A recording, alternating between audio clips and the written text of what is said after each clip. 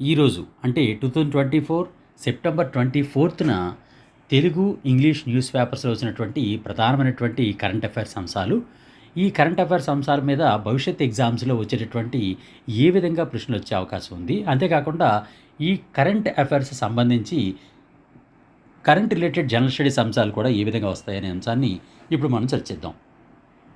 ఈరోజు ప్రధానంగా ఈనాడు న్యూస్ పేపర్లో ఒక అంశం రావడం జరిగింది. అదేంటంటే ఉభయతారకంగా గట్టు అనే ఒక ఆర్టికల్ రావడం జరిగింది. దీనిలో భాగంగా ఏంటంటే తెలంగాణ, కర్ణాటక 2 రాష్ట్రాలు కలిపి కొత్తగా గట్టు పవర్ ప్రాజెక్ట్, గట్టు ఈ లిఫ్ట్ ఇరిగేషన్ ప్రాజెక్ట్ గట్టు లిఫ్ట్ ఇరిగేషన్ ప్రాజెక్ట్ని నిర్మించాలని భావించడం జరుగుతుంది. అసలు ఈ గట్టు ప్రాజెక్ట్ గురించి ఏ విధంగా ప్రశ్నలు వచ్చే అవకాశం ఉంటుంది, దీనిలో ఇచ్చినటువంటి అంశాలే కాకుండా మనం అసలు గట్టు ప్రాజెక్ట్ అనేది ఎక్కడుంది, ఏ విధంగా ఉంది, ఏ నది మీద ఉంది అనే దాని గురించి కూడా మనం తెలుసుకుందాం. దీనిలో ప్రశ్నలు ప్రధానంగా ఏ విధంగా వస్తాయంటే, ఈ మధ్యకాలంలో ఏ రాష్ట్రాలు సంయుక్తంగా గట్టు ఎత్తిపోతల పథకం లేదా గట్టు లిఫ్ట్ ఇరిగేషన్ ప్రాజెక్ట్ని నిర్మించాలని నిర్ణయించాయి అనే ప్రశ్న రావచ్చు. అవి ఏంటంటే తెలంగాణ అండ్ కర్ణాటక. తెలంగాణ అండ్ కర్ణాటక రాష్ట్రాలు సంయుక్తంగా ఈ గట్టు లిఫ్ట్ ఇరిగేషన్ ప్రాజెక్ట్ నిర్మించాలని భావించడం జరుగుతుందన్నమాట. అసలు ఇంతకీ గట్టు లిఫ్ట్ ఇరిగేషన్ ప్రాజెక్ట్ అనేది ఎక్కడ నిర్మిస్తున్నారు అనే ప్రశ్న కూడా రావచ్చు. అంటే తెలంగాణ, కర్ణాటక రాష్ట్రాలు సంయుక్తంగా ఎక్కడ గట్టు ఎత్తిపోతల పథకం లేదా గట్టు లిఫ్ట్ ఇరిగేషన్ ప్రాజెక్ట్ని నిర్మించాలని భావిస్తున్నాయి అని అంటే తెలంగాణలో ఉన్నటువంటి జోగులాంబ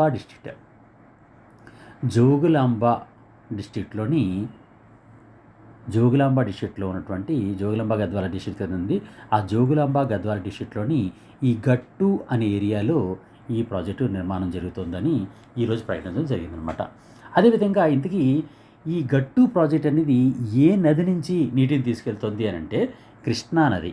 ఇది కూడా చాలా ఇంపార్టెంట్ అండి. గట్టు ప్రాజెక్ట్ అనేది కృష్ణా నది. నిజానికి ఈ కృష్ణా నది మీద ఆల్రెడీ ఒక ప్రాజెక్ట్ ఉంది.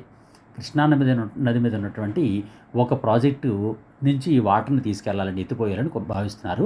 ఆ ప్రాజెక్టు పేరు ఏం పేరంటే రేలంపాడు ప్రాజెక్టు. అంటే రేలంపాడు జలాశయం నుంచి వాటర్ని పైకి లిఫ్ట్ చేసి సుమారుగా 2.80 టీఎంసీల నీటిని ఎత్తిపోయడం ద్వారా, అంటే లిఫ్ట్ ఇరిగేషన్ చేయడం ద్వారా ఈ గట్టు లిఫ్ట్ ఇరిగేషన్ ప్రాజెక్టుకి నీరు ఇవ్వాలని, ఆ విధంగా ఈ తెలంగాణ రాష్ట్రంలో ఉన్నటువంటి కొన్ని కర్ణాటక ఎడ్జసెంట్గా ఉన్నటువంటి కర్ణాటక రాష్ట్రంలో ఉన్నటువంటి కొన్ని ప్రాంతాలకి నీరు అందించాలని భావించడం జరుగుతుందన్నమాట. ఇది దీని యొక్క ప్రధానమైనటువంటి అంశం. ఇక్కడ మళ్ళీ చెప్తున్నాను చూడండి. కృష్ణా నది మీద నిర్మించినటువంటి రేలంపాడు జలాశయం ఆల్రెడీ ఉంది. ఈ రేలంపాడు జలాశయం నుంచి 2.80 టీఎంసీల నీటిని లిఫ్ట్ ఇరిగేషన్ చేసి గట్టు ఎత్తిపోతల పథకం ద్వారా నీరు ఇవ్వడం జరుగుతుందన్నమాట. అక్కడి నుంచి గ్రావిటీలో అంటే కింద ఉన్నటువంటి మొత్తం తెలంగాణ మరియు కర్ణాటకలో ఉన్నటువంటి ఏరియాస్కి ఈ లిఫ్ట్ ఇరిగేషన్ ద్వారా వచ్చినటువంటి నీటిని వ్యవసాయ ఆధారితంగా ఇవ్వాలని, పంటలు పండించడం కోసం ఇవ్వాలని భావిస్తూ జరుగుతుందన్నమాట.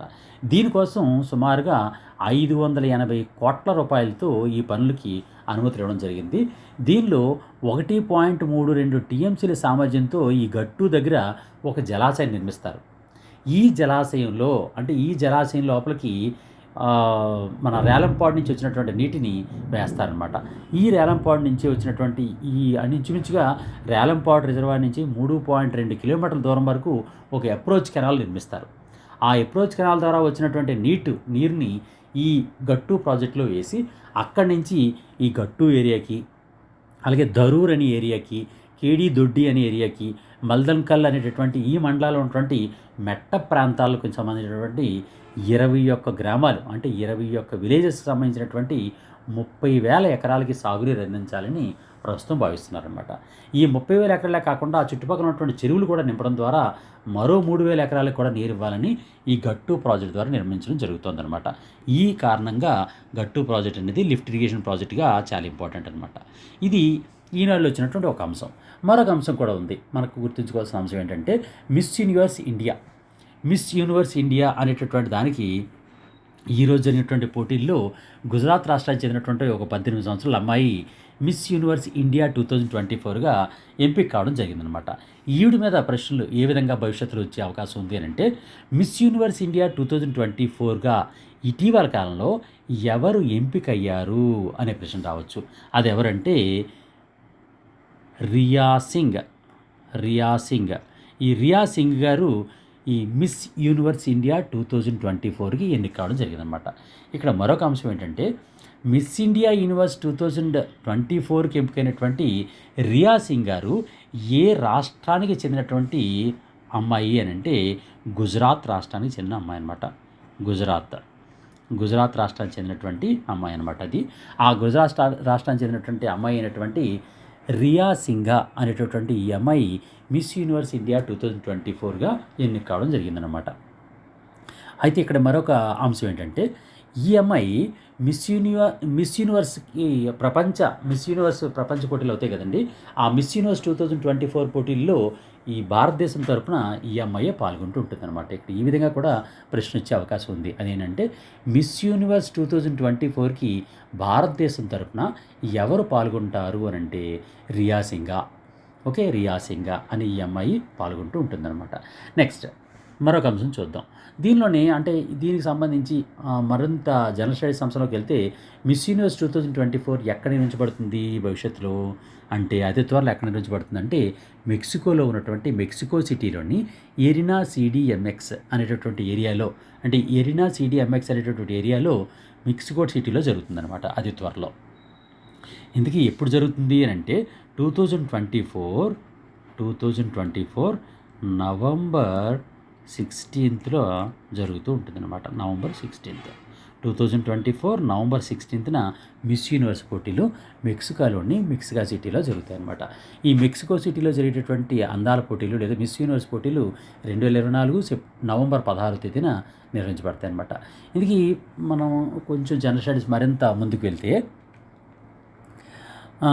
గతంలో మన భారతదేశం తరపున ఎవరు ఈ మిస్ వరల్డ్, మిస్ యూనివర్స్ పోటీల్లో ఎవరు పాల్గొన్నారు, ఎవరు గెలుపొందారు అనే విషయాన్ని కూడా ఒకసారి మీకు తెలియజేస్తాను. సాధారణంగా ఈ ప్రపంచ అందాల పోటీలు అనేవి సాధారణంగా 4 రకాలు ఉంటాయన్నమాట. మొత్తం 4 రకాలు ఉంటాయి.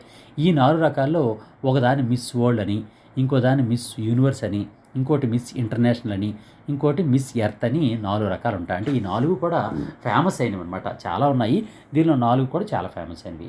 ఈ 4 ఈ మిస్ యూనివర్స్ అనే దానికి ప్రధాన కార్యాలయం, అంటే దాని యొక్క ప్రధాన కార్యాలయం ఎక్కడుందంటే థాయిలాండ్లోని సముత్ ప్రకాన్ అనే ఏరియాలోను, యుఎస్ఏలోని న్యూయార్క్లోని హెడ్ క్వార్టర్స్ ఉన్నాయన్నమాట మిస్ యూనివర్స్కి. అలాగే మిస్ వరల్డ్కి అయితే బ్రిటన్లోని లండన్ అనేది హెడ్ క్వార్టర్స్. అలాగే మిస్ ఇంటర్నేషనల్కి జపాన్లోని టోక్యోలో దాని హెడ్ క్వార్టర్ ఉంది. అలాగే మిస్ ఎర్త్ ఫిలిప్పీన్స్లోని మనీలాలో దీని హెడ్ క్వార్టర్ ఉందన్నమాట. ఇది మనం సాధారణంగా తెలుసుకోవాల్సినటువంటి ప్రధాన అంశాలు. మిస్ యూనివర్స్గా ఇప్పటిదాకా గెలుపొందినటువంటి భారతీయులు ఎవరెవరంటే 2021లో హంజా సంధు గారు, 2000లో లారా దత్తా, 1994లో సుస్మితా సేన్ గారు. వీళ్ళ ముగ్గురు కూడా ఇప్పటిదాకా మిస్ యూనివర్స్ పొందినటువంటి భారతీయ అమ్మాయిలు అనమాట. ఇది మనం తప్పనిసరిగా గుర్తుంచుకోవాల్సిన కొన్ని అంశాలు. నెక్స్ట్ మరొక అంశం చూద్దాం. అదేంటంటే, Dissanayake sworn in as Sri Lanka's president says he is no musician అని చెప్పి హిందూ న్యూస్ పేపర్లో ఒక ఆర్టికల్ రావడం జరిగింది. అయితే ఈ దిశనాయకే గారు శ్రీలంక కొత్త ప్రెసిడెంట్గా ఎన్నికయ్యారు, ఈయన ఏ పార్టీ చెందినవారు, ఇవన్నీ కూడా నిన్నటి వీడియోలో పూర్తి డీటెయిల్స్ చెప్పాను కాబట్టి ఇప్పుడు నేను ఎక్కువ చెప్పట్లేదు. అవే పాయింట్లు ఇందులో కూడా ఇవ్వడం జరిగింది. అందువల్ల దీనికి సంబంధించిన ఇన్ఫర్మేషన్ కావాలనుకుంటే నిన్నటి వీడియో ఒకసారి చూడండి. నెక్స్ట్ అంటే మరి ఎక్కువ ఉన్నాయి కాబట్టి ఆ ఎక్కువని మీకు డిస్కస్ చేయడం కోసం నిన్న చెప్పిన వాటిని నేను డిస్కస్ చేయట్లేదు అనమాట. సరే, నెక్స్ట్ మరొకటి హిందూ న్యూస్ పేపర్లో మరొక ఆర్టికల్ వచ్చిందండి. అదేంటంటే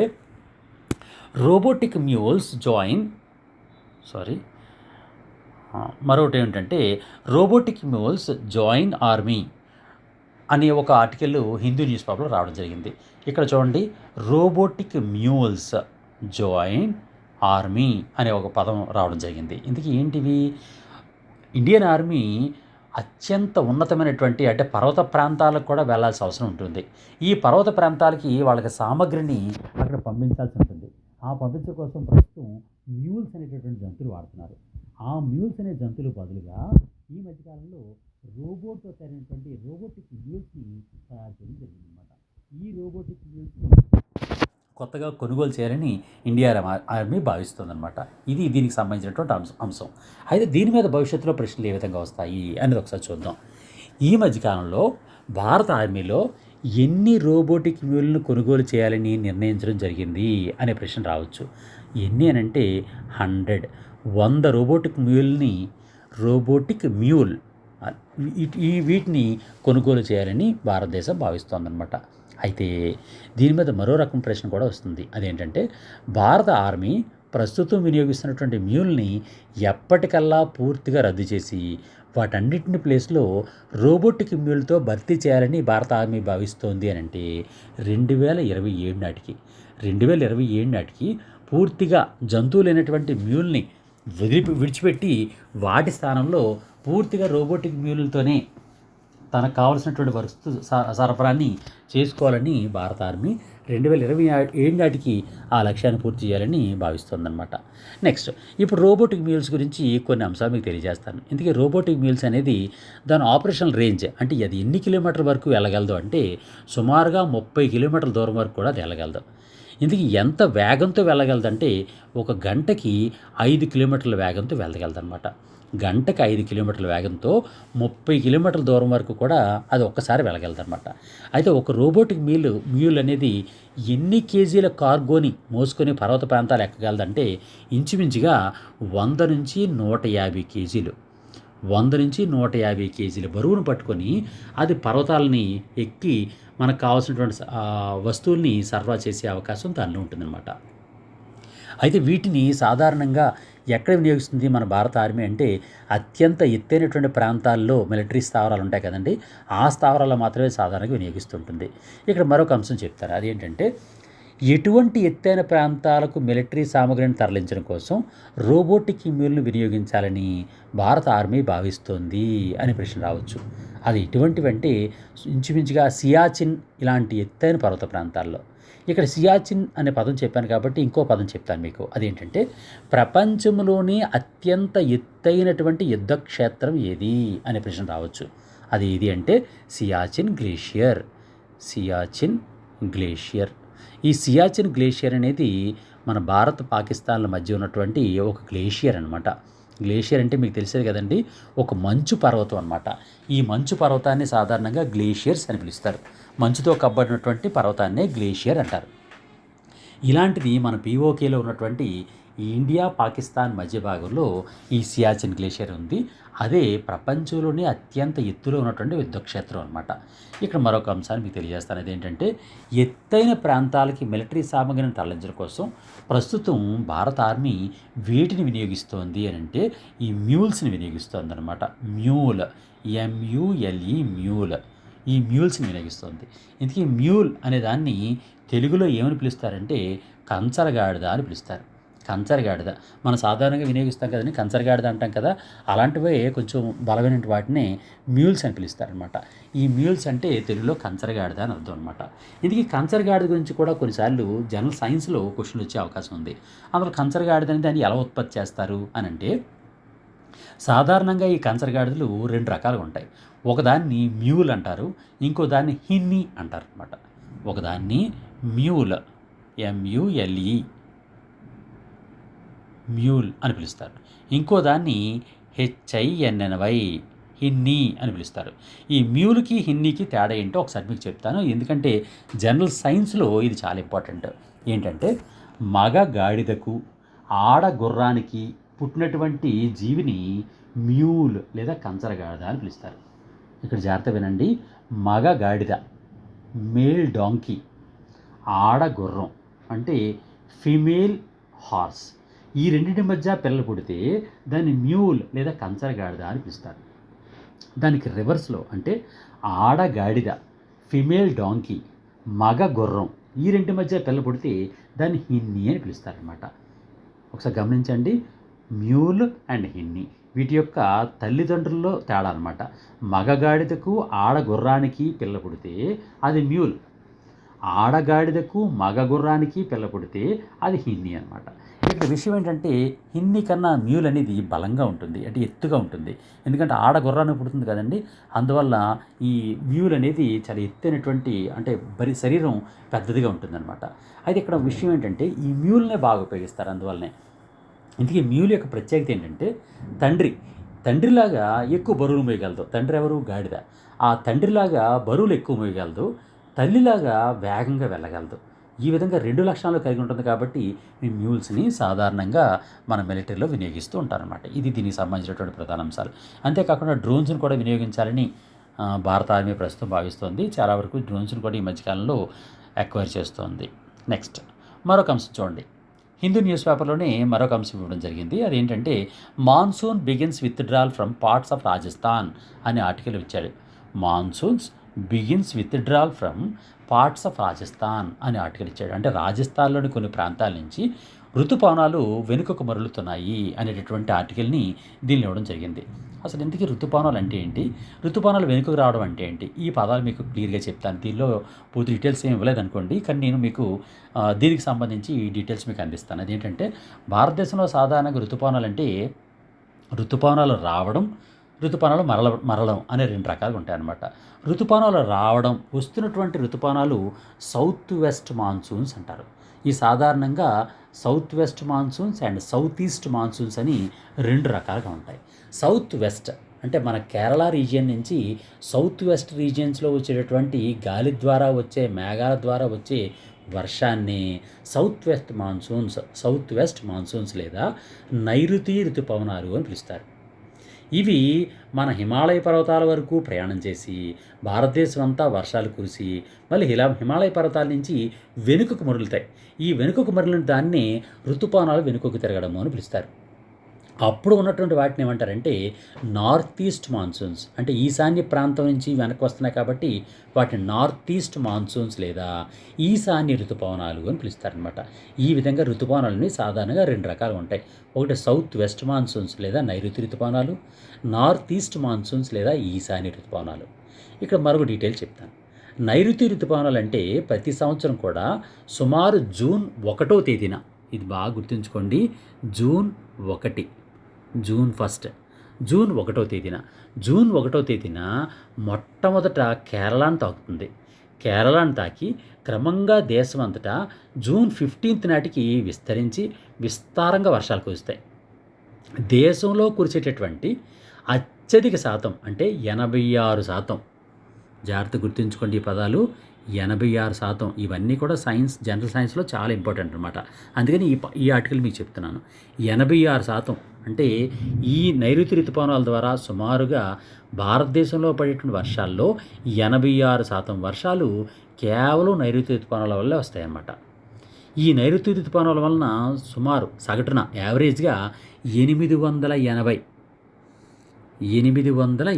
ml 880 మిల్లీలీటర్ల వర్షం అనేది భారతదేశంలో కురుస్తుందన్నమాట. చూసారండి, నేను చెప్పింది ఒకసారి గుర్తుంచుకోండి. నైరుతి ఋతుపవనాలు ఎప్పుడు ప్రారంభమవుతాయి? జూన్ 1 ప్రారంభమవుతాయి. నైరుతి ఋతుపవనాలు మొట్టమొదటి తాకేటటువంటి భారతదేశంలోని ప్రాంతం ఏది? కేరళ. నెక్స్ట్ జూన్ 15 నాటికి భారతదేశం అంతా విస్తరించి వర్షాలు కురుస్తాయి విస్తారంగా. దేశంలో కురిసే అత్యధిక వర్షపాతం ఏ ఋతుపవనాలు వస్తాయి? నైరుతి ఋతుపవనాలు వస్తాయి. భారతదేశంలో కురిసే వర్షాలలో ఎంత శాతం నైరుతి ఋతుపవనాలు వస్తాయి అంటే 86%. ఓకేనండి. నెక్స్ట్ నైరుతి ఋతుపవనాల వలన భారతదేశంలో సగటున యావరేజ్గా ఎంత వర్షం పడుతుంది? 880 మిల్లీలీటర్లు. ఓకే, ఇది నైరుతి ఋతుపవనాల గురించి. ఇప్పుడు ఈశాన్య ఋతుపవనాల గురించి చెప్తాను. ఈశాన్య ఋతుపవనాలు అక్టోబర్ నుంచి డిసెంబర్ మధ్య నెలల్లో పడితే వర్షాలన్నమాట. ఇప్పుడు వర్షాలు పడతాయి అంటే అక్టోబర్ నుంచి డిసెంబర్ మధ్యకాలంలో వర్షాలు ఇచ్చేటటువంటి ఋతుపవనాలు ఏవి అంటే ఈశాన్య ఋతుపవనాలు. ఈ ఈశాన్య ఋతుపవనాల వలన సాధారణంగా మన దేశంలో 11%, 11% వర్షాలు అనేవి సాధారణంగా పడుతుంటాయి అన్నమాట. ఈ విధంగా 86% వర్షాలు నైరుతి ఋతుపవనాలు పడుతుంటే 11% వర్షాలు ఈశాన్య ఋతుపవనాల వలన మనకు కురుస్తూ ఉంటాయన్నమాట. ఇది సాధారణంగా చెప్పేది.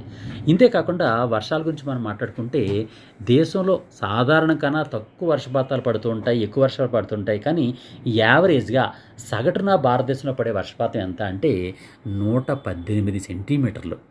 చూడండి, 118 118 సెంటీమీటర్ల వర్షం అనేది మనకు పడుతుందన్నమాట. అయితే ఈశాన్య భారతదేశంలోను వెస్టర్న్ ఘాట్స్ అంటే పశ్చిమ కనుమల్లోనూ సుమారు 400 సెంటీమీటర్ల వరకు వర్షపాతం పడుతుంది. అంటే అత్యధిక వర్షపాతం ఈశాన్య భారతదేశంలో పడుతుంది అండ్ వెస్టర్న్ ఘాట్స్లో అంటే పశ్చిమ కనుమల్లో పడుతుంది. తూర్పు భారతదేశంలో అంటే ఈస్టర్న్ ఏరియాస్ ఆఫ్ ఇండియాలో 200 సెంటీమీటర్స్ పడుతుంది. మధ్య భారతదేశంలో అయితే 50 నుంచి 100 సెంటీమీటర్లు పడుతుంది. ఎడారి ప్రాంతాలైనటువంటి రాజస్థాన్, గుజరాత్ ఇలాంటి ప్రాంతాల్లో 50 సెంటీమీటర్లు అంతకన్నా తక్కువ వర్షమే పడుతుందన్నమాట. కానీ యావరేజ్గా అయితే 118 సెంటీమీటర్ల వర్షపాతం అనేది సాధారణంగా మన భారతదేశంలో పడుతూ ఉంటుందన్నమాట. ఇది దీనికి సంబంధించినటువంటి ప్రధానమైనటువంటి అంశం. నెక్స్ట్ మరొక అంశంలోకి వెళ్దాం. ఈరోజు మరొక ఇంగ్లీష్ న్యూస్ పేపర్లో మరొక అంశం ఇచ్చాడండి. అదేంటంటే reform of global institutions must for development Modi.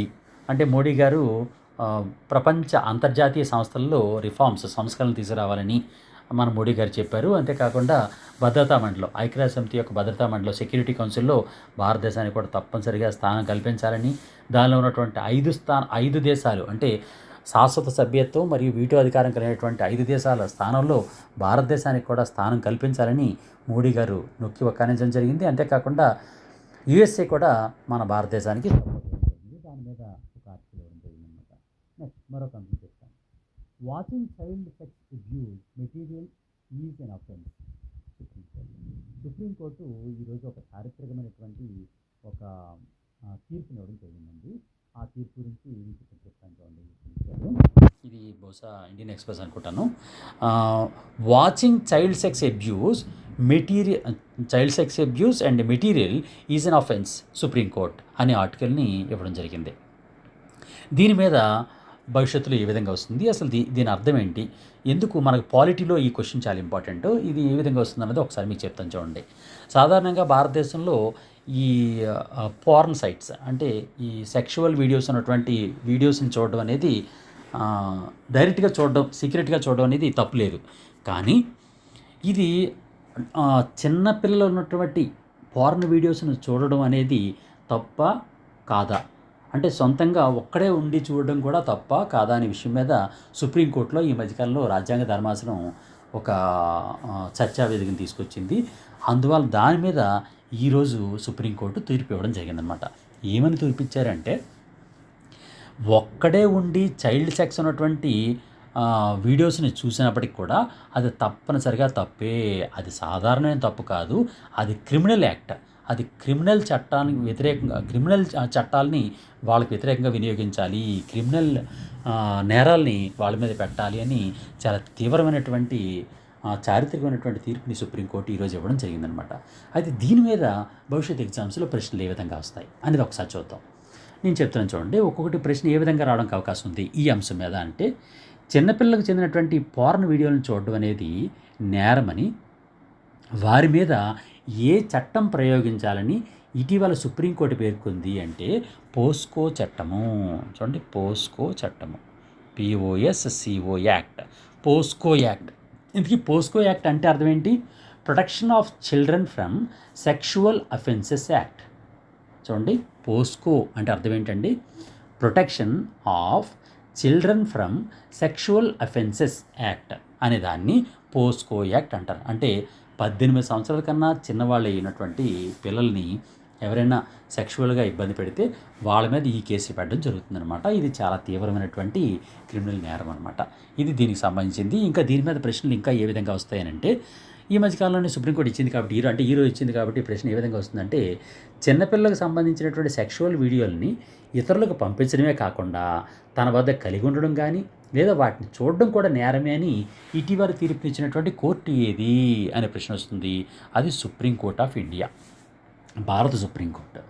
అయితే దీని మీదే మరో రకమైన ప్రశ్న ఎలా వస్తుందంటే, చిన్నపిల్లకు సంబంధించిన సెక్షువల్ వీడియోలను ఇతరులకు పంపించడమే కాకుండా తన వద్ద కలిగి ఉండడం అండ్ వాటిని చూడడం కూడా నేరమే అని, అటువంటి నేరాన్ని ఏ విధమైన నేరంగా ఇటీవల భారత సుప్రీంకోర్టు పేర్కొంది అని అంటే క్రిమినల్ నేరము, క్రిమినల్ యాక్ట్.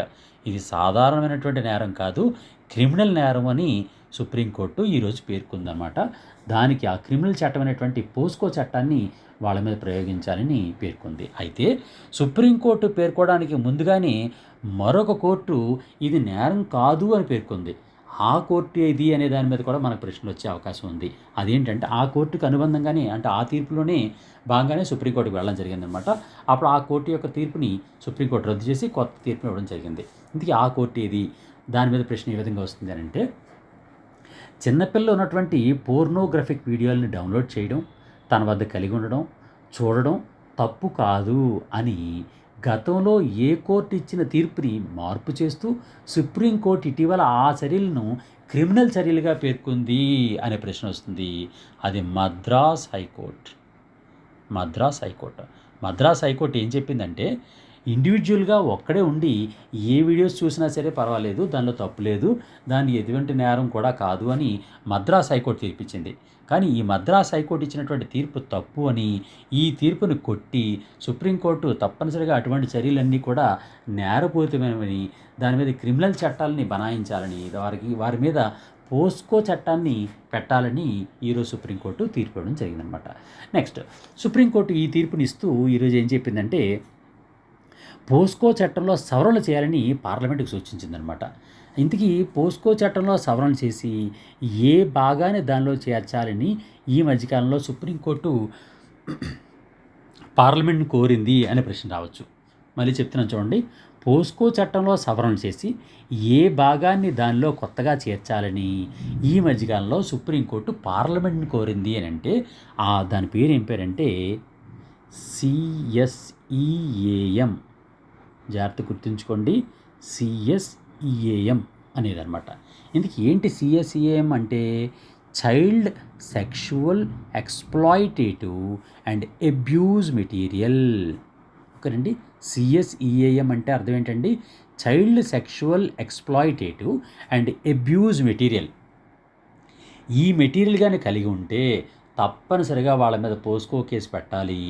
వాళ్ళు ఒక్కరే చూస్తున్నప్పటికి కూడా వాళ్ళు కలిగి ఉన్న, లేకపోతే చిన్నపిల్లలు ఉన్నటువంటి వాటి మీద అంటే ఆ వీడియోస్ని, సెక్షువల్ వీడియోస్ని చూసినా సరే తప్పే, వాళ్ళ మీద పోస్కో కేసు పెట్టాలని సుప్రీంకోర్టు ఈరోజు తీర్పునివ్వడం జరిగింది. ఇది ఒక చారిత్రకమైనటువంటి తీర్పు కాబట్టి భవిష్యత్తులో తప్పనిసరిగా ఈ ప్రశ్నలు వచ్చే అవకాశం ఉందన్నమాట. నెక్స్ట్ మరొక అంశం చూద్దాం. ఆల్రెడీ హాఫ్ అన్ అవర్ అయిపోయిందండి. ఒకవేళ చూస్తే మీరు ఆల్రెడీ నేను షేర్ చేశాను కదండి పీడిఎఫ్. ఆ పీడిఎఫ్లో కరెంట్ అఫైర్స్ అనేది ఈనాడులో కరెంట్ అఫైర్స్ ఇచ్చాడు. అదేంటంటే ఆమ్ ఆద్మీ పార్టీకి సంబంధించినటువంటి అతిషి గారు ఢిల్లీ కొత్త సీఎంగా ఎన్నిక కావడం జరిగింది. ఆవిడ నియామకం పొందారు. దానికి సంబంధించి పూర్తి డీటెయిల్స్ని నేను 2 రోజుల క్రితం ఇచ్చినటువంటి వీడియోలో పూర్తి డీటెయిల్స్ దీన్ని ఇచ్చాను. అలాగే అమర్ప్రీత్ సింగ్ గారు కొత్త ఎయిర్ చీఫ్గా ఎన్నికయ్యారనే విషయాన్ని నిన్న నేను పూర్తి డీటెయిల్స్ ఆయనకి సంబంధించి దానికి ఇన్ఫర్మేషన్ మొత్తాన్ని నేను ఆల్రెడీ ఇచ్చాను. అంతేకాకుండా శ్రీలంక అధ్యక్షుడి గురించి కూడా నేను పూర్తి డీటెయిల్స్ ఇచ్చాను. చిరంజీవి గారికి వచ్చినటువంటి గిన్నిస్ వరల్డ్ రికార్డ్ అవార్డు గురించి కూడా నిన్న వీడియోలో పూర్తి డీటెయిల్స్ మీకు ఉంటాయి. ఇవన్నీ తప్పనిసరిగా చదవండి. మళ్ళీ రిపిటేషన్ చేయడం ఎందుకనే ఉద్దేశంతో నేను ఇప్పుడు ఇవ్వట్లేదు. ఇవన్నీ చూడండి తప్పనిసరిగా. ఎవరికైనా సరే డైరెక్ట్గా ప్రతిరోజు కూడా ఈ కరెంట్ అఫైర్స్ సంబంధించినటువంటి క్లిప్పింగ్స్, మన వీడియోస్ ప్రతిరోజు కావాలనుకుంటే ఈ యూట్యూబ్ ఛానల్ని అంటే ఏకలవ్య కరెంట్ అఫైర్స్ యూట్యూబ్ ఛానల్ని సబ్స్క్రైబ్ చేసుకోండి. మా దగ్గర రిజిస్టర్ చేసుకోవడానికి 9949449941 నెంబర్ నోట్ చేస్తానండి. 9949449941 అనే నెంబర్కి మీ పేరుని నాకు పంపించండి. నేను ఎన్రోల్ చేసుకొని నేను తయారు చేసినటువంటి ఈ క్లిప్పింగ్స్ని అండ్ వీడియోస్ని మీకు అందరికీ పంపిస్తాను. దయచేసి మిత్రులందరూ కూడా మీ మిత్రులకు కూడా ఈ వీడియోస్ని అండ్ ఈ మెటీరియల్ని కూడా షేర్ చేస్తారని మిమ్మల్ని కోరుతున్నానండి. Thank you very much. God bless you. All the best.